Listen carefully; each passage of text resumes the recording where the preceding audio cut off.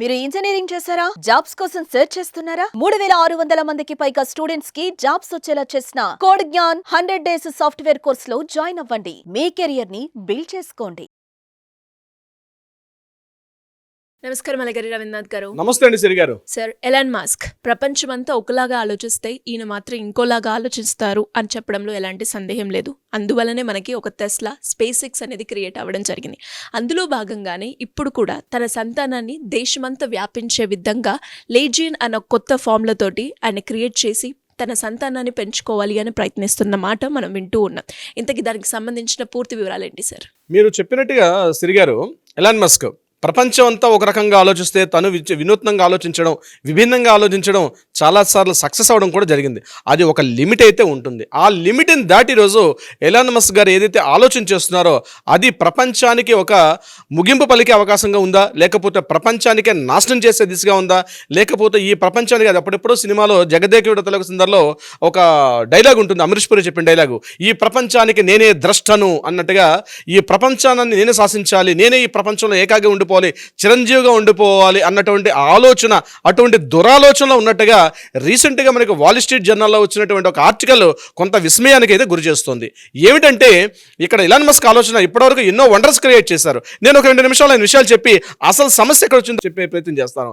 అతని విషయం ఏంటంటే అతను ఇప్పటివరకు ఏర్పాటు చేసినటువంటి Tesla, no doubt at all, ఒక ఎలక్ట్రిక్ కార్లలో ఆయన చేసినటువంటి ఆ ఐడియాలజీ ఎంతవరకు సక్సెస్ అయిందో మనం అందరం చూస్తున్నాం. ప్రపంచవ్యాప్తంగా ఆ టెస్లా కారును వాడడం ఒక ప్రెస్టీజ్గా ఫీల్ అవుతున్నట్టు చాలా మంది ఉన్నారు. అలాంటి టెస్లా కార్ మనకు కూడా వస్తే బాగుండు, మన ఇండియాలో కూడా వస్తే బాగుందని చాలా మంది కోరుకునే వాళ్ళు చాలా మంది ఉన్నారు. ఇది ఎలక్ట్రికల్ కార్ సంబంధించి. రెండవది ఆయన ఏర్పాటు చేసిన స్పేస్ ఎక్స్, ఇది వండర్లో వండర్. ఎందుకంటే ఎలా అయితే టూరిజం స్పాట్స్గా మనం అమెరికా ఇప్పుడు మొదట్లో ఏది ఇండియాలో కొన్ని స్పాట్స్కి వెళ్ళేవారు, వింతలను చూడడానికి ఒక ప్లేస్ నుంచి ఒక ప్లేస్కి టూరిజం చేసి వస్తారు. ఇది భూమి మీదే కాదు, అంతరిక్షంలో ఉన్నటువంటి చంద్రుడిని కావచ్చు, ఇక్కడ కూడా టూరిజం స్పాట్గా డెవలప్ చేయాలి. అక్కడ కూడా వెళ్ళి నేను ఏదో ఒక వేరే చోటికి వెళ్ళొచ్చినట్టు ఎట్లయితే వస్తాను, అమెరికా పోయి ఎట్లా వస్తాము, లేకపోతే ఒక ఇరాన్, ఇరాక్, కువైట్ పోయి ఎట్లా వస్తాము, అదేవిధంగా అంతరిక్షంలో చంద్రుడి మీద కూడా వెళ్ళి రావడానికి కోసం చెప్పి ఆయన ఏర్పాటు చేసిన స్పేస్ ఎక్స్ ఫార్ములా, అంటే ఏ లాంచింగ్ వెహికల్తో వెళ్తామో అదే లాంచింగ్ వెహికల్తో మళ్ళీ రిటర్న్ రావడానికి కూడా సాధ్యపడుతుంది అని చెప్పి ప్రూవ్ చేసిన వ్యక్తి కూడా ఎలాన్ మస్క్. ఆయన ఏర్పాటు చేసిన స్పేస్ ఎక్స్ ద్వారా ఇది సాధ్యపడింది. ఇక మూడవది అద్భుతం ఏంటంటే ఇక స్టార్ లింక్ అనేటువంటి ఆయన ఏర్పాటు చేసిన ఇంటర్నెట్ వ్యవస్థ, ప్రపంచంతా తన గుప్పిట్లో పెట్టుకోవడం కోసం.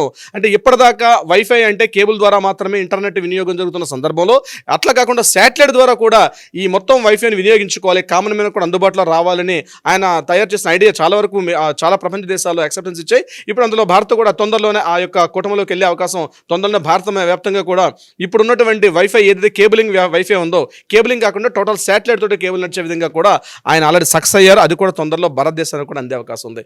ఓకే, ఇది కాకుండా నాలుగో వింత చాలా మంది తెలియదు, ఇప్పుడిప్పుడే దాని మీద కూడా కొన్ని లక్షల డాలర్లు ఆయన ఖర్చు పెడుతున్నారు. అదేంటంటే ఈ బోరింగ్ కంపెనీ అనే ద బోరింగ్ కంపెనీ. ఈ బోరింగ్ కంపెనీ ఏంటి అంటే సముద్రం కింద నుంచి, అంటే ఇప్పుడు ఇక్కడ నుంచి మనం ఒక అమెరికా వెళ్ళాలంటే మనం మ్యాక్సిమం షిప్పుల్లో వెళ్తారు, షిప్పులో ఇప్పుడు తగ్గిపోయింది, కేవలం ఫ్లైట్లో వెళ్తారు వస్తారు. అలా కాకుండా రోడ్డు ద్వారా అమెరికాకు రోడ్డు వేయాలంటే సముద్రం కింద ఉన్నటువంటి ఒక ప్రాంతంలో కంప్లీట్గా ఒక 100 ఫీట్ రోడ్ అనేది తవ్వి అక్కడ రోడ్డు వేసి ఇక్కడి నుంచి బై రోడ్ జర్నీ కూడా చేసుకునే విధంగా, దీనివల్ల రాబోయే ప్రపంచంలో కూడా ఇటువంటిది ఉపయోగపడాలని ప్రపంచంలో అన్ని ఖండాలని కలుపుతూ ఆయన ఒక ప్లాన్ చేస్తున్నారు, ద బోరింగ్ కంపెనీ. అది కూడా సక్సెస్ అవ్వచ్చు అనుకుంటాం. That is the secondary part. అయితే ఇక్కడ దాకా తన ఆలోచన ఆగలేదు, తన ఆలోచన ఇంకా ముందుకు అంటే అంతరిక్షాన్ని దాటి ఇంకా ముందుకెళ్ళే అది ఒక దురాలోచన చెప్తాను. అది వాల్ స్ట్రీట్ జర్నల్లో వచ్చిన వ్యాసం ఏంటంటే తన యొక్క డిఎన్ఏ, తన యొక్క ఏదైతే ఐడియాలజీ ఉందో ఈ డిఎన్ఏ ప్రపంచవ్యాప్తంగా ఉన్న ప్రతి దేశంలో కూడా కొన్ని వేల మంది తన సంతానం ఉండాలి. అంటే బయట కనిపించేది సంతానం ఎందుకండి, ఆస్తులు ఇవ్వడానికి, అంతస్తులు ఇవ్వడానికి కాదు. తన ఐడియాలజీ, తనకి ఏదైతే మైండ్లో ఉన్నటువంటి తన డిఎన్ఏ ఉందో ఆ డిఎన్ఏని ప్రపంచవ్యాప్తంగా అక్కడ ఉండాలని చెప్పి తన దేశం అంతా కూడా నా తాలూకా పిల్లలు, నా తాలూకా చిల్డ్రన్ ఉండాలి. చిల్డ్రన్ అంటే ఇంకో రకంగా కాదు, తన యొక్క డిఎన్ఏ అనేది కంటిన్యూ ఉండాలి భూమి మీద. తన డిఎన్ఏ ప్రపంచం అంతా విస్తరించి ఉండాలని ఒక ఆలోచనతోటి ఆయన చేసినటువంటి ఈ లెజియన్ అనేటువంటి కాన్సెప్ట్ ఏదైతే ఉందో, ఈ లెజియన్ అనే సిస్టమ్ ఏంటంటే రోమన్ సామ్రాజ్యంలో ఒక సిస్టమ్ ఉండేది. ఏముండేదంటే మిలిటరీ సవరాలు చేసుకునేటప్పుడు ఒక గ్రూప్ ఆఫ్ ఉండేవారు. అంటే ఒక 6000 నుంచి ఒక 8000 మెంబర్స్ ఒక గ్రూప్ ఉండేది. వీళ్ళు ఒక్కొక్క గ్రూప్గా ఉండేవారు. ఈ గ్రూప్స్ అందరూ కూడా రోమన్ సామ్రాజ్యం అటాక్ ఉండేది. అందులో ఉన్న వర్డ్ ఈ లెజియన్ అనేటువంటి వర్డ్, అంటే రీజన్ కాకుండా లెజియన్ అనే వర్డ్. ఈ లెజియన్ లాగా ప్రతి దేశంలో తన తాలూకా సంతానం ఉండాలి అన్న ఉద్దేశంతో ఆయన కొన్ని ఏర్పాట్లు కూడా చేసుకున్నట్టుగా తెలుస్తోంది. అందులో వాల్ స్ట్రీట్ జర్నల్లో ఉన్నటువంటి విషయాలు నేను మీకు కామన్ మ్యాన్ కూడా అర్థమయ్యే భాషలో నేను మీకు చెప్తాను. అందులో ఏం చేసింది ఏంటంటే సరోగసి విధానం ద్వారా, అంటే దేశంలో ఉన్నటువంటి ఇప్పటికే ఆయనకి 4 భార్యలు తెలుసు. ఆ 4 భార్యలకి 14 మంది అఫీషియల్ గా సంతానం ఉన్నారు. ఇది కాకుండా సరోగసి ద్వారా ప్రపంచంలో ప్రతి దేశంలో కూడా అక్కడ ఉన్న అమ్మాయిల్ని, అంటే మంచి ఏజ్ లో ఉన్న అమ్మాయిల్ని పిలిపించి వాళ్ళకి తన స్పెర్మ్ ఇచ్చి అక్కడ ఏంటంటే అక్కడ తన సంతానాన్ని డెవలప్ చేయాలి. అక్కడ వాళ్ళ సరోగసి ద్వారా పిల్లల్ని కనాలి, ఆ పిల్లల్ని అక్కడ డెవలప్ చేసుకోవాలి. కానీ ఫాదర్ అనే ప్లేస్ దగ్గర మాత్రం ఫాదర్ అనేవాడు ఉండడు. అక్కడ మిగిలినటువంటి ఆమె చలామణి కావాలి. దీనికోసం ఆమెకు కావాల్సిన కొన్ని లక్షల డాలర్లు ఎవ్రీ మంత్ ఇవ్వడానికి, అదేవిధంగా ఈ సిస్టమ్ యాక్సెప్టెన్స్ ఇచ్చింది. కానీ ఆమె కొంత పూర్తిగా ఆమె లైఫ్ని తీసుకుంటూ ఈ సిస్టంలో ఒక వ్యవస్థ నడిపిస్తున్నట్టుగా ఆ వాల్ స్ట్రీట్ జర్నల్లో ఒక ఆర్టికల్ రావడం జరిగింది. ఇందులో భాగంగా జపాన్లో ఈ టైప్ ఆఫ్ కాన్సెప్ట్ తోటి ఒక అమ్మాయిని అట్రాక్ట్ చేశారని, ఆ అమ్మాయి మొదట్లో యాక్సెప్ట్ చేసినప్పటికీ తరువాత ఒప్పుకోకపోతే ఆ అమ్మాయి ఇమీడియట్గా మీడియాకి విషయం చెప్పినప్పుడు ఆవిడ ఎలాన్ మస్క్ దగ్గర చూసిన మెయిల్స్, సందేశాలు అంటే ఏవైతే ఉంటాయో అవన్నీ కూడా ప్రూఫ్ చూపించి ఎలాన్ మస్క్ యొక్క ఆలోచన విధానం ఎలా ఉంది, సో తన యొక్క డిఎన్ఏ ఇలా చేసే ఉద్దేశంతో ఉన్నాడని చెప్పి అక్కడక్కడ ఉన్నటువంటి, అంటే అఫీషియల్గా మనకి 4 భార్యలు కనిపిస్తున్నప్పుడు కూడా అన్అఫీషియల్గా చాలా 100 మంది ఉన్నట్టుగా ఆ వాల్ స్ట్రీట్ జర్నల్ రిలీజ్ చేసిన ఆర్టికల్ ఉంది. ఇది కొంత భయానకంగా కనిపించేది. అంటే ఇది కేవలం ఇప్పుడైనా జరిగింది, ఇంతకు ముందు లేదంటే చెంగీజ్ ఖాన్ అని ఒక అలెగ్జాండర్ కన్నా ముందున్నటువంటి ప్రపంచాన్ని మొత్తాన్ని నేను జయించాలి అన్న ఆలోచనతోటి ప్రపంచమే దండెత్తినటువంటి ఒక చెంగీజ్ ఖాన్ ఒక నాయకుడు ఉండేవాడు.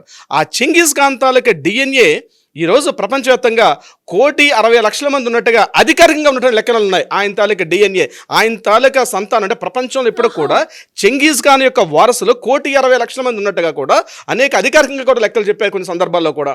నాట్ ఓన్లీ అంటే ఆయన యాక్చువల్గా మంగోలియన్ వీరుడు. ఈ చెంగీజ్ ఖాన్ అన్నవాడు మంగోలియన్, చైనా దగ్గర ఉన్నటువంటి మంగోలియా ప్రాంతంలో ఉన్నటువంటి వ్యక్తి. చాలా పొట్టిగా ఉండేవాడు, జస్ట్ 5.5, 5.4 ఉండేవాడట. ఈయన ప్రపంచమే దాడి చేసి అది ఒక పెద్ద చరిత్ర. ఆయనకు అఫీషియల్గా 4 కొడుకులు ఉన్నప్పటికీ కూడా ఆయన తాలూకా డిఎన్ఏ వారసులు ఈ రోజు కూడా చాలా వరకు పురుష సంతానం 1,60,00,000 మంది ఉన్నట్టుగా అధికారికంగా రీసెంట్ గా కూడా చెప్పడం జరుగుతుంది. అది ఇదే ప్రొసీజర్ ఆయన చేసిన సిస్టమ్. అంటే నా తాలూకా సంతానం ప్రపంచం అంతా ఉండాలి, నేను ఈ రోజు కొద్దిగా చనిపోయినప్పుడు కూడా నా పిల్లలు ప్రపంచం అంతా ఉండాలి అన్నటువంటి కాన్సెప్ట్ తో చెంగీజ్ ఖాన్ ఆ రోజుల్లో చేసింది.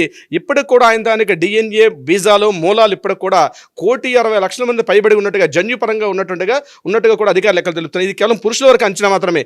స్త్రీలు ఎంతమంది ఉన్నారన్న ఆలోచనలు మాత్రం లెక్కలు కట్టలేదు. కేవలం పురుషులే 1,60,00,000 మంది ప్రపంచవ్యాప్తంగా ఉన్నట్టుగా అటు భారత్, ఇరాన్, ఇరాక్, పాకిస్తాన్, ఆఫ్ఘనిస్తాన్ అన్ని దేశాల్లో కూడా ఆయన యొక్క ఉన్నట్టుగా కూడా లెక్కలు తెలుపుతున్నాయి. అయితే అలాంటి మరొక చెంగీజ్ ఖాన్ లాంటి ఐడియాలజీ తోటి ఈరోజు ఎలాన్ మస్క్ ప్రపంచవ్యాప్తంగా కూడా నా యొక్క సంతానం ప్రపంచ దేశాల్లో ఉండాలి, నా డిఎన్ఏ అలా కంటిన్యూ ఉండాలి, వై క్రోమోజోమ్ ఏదైతే ఉందో ఆ వై క్రోమోజోమ్ అంది ప్రపంచవ్యాప్తంగా ఉండాలని ఆలోచనతోటి ఇటువంటి ఐడియాలజీతో ఆయన చేస్తుంటేగా తెలుస్తుంది.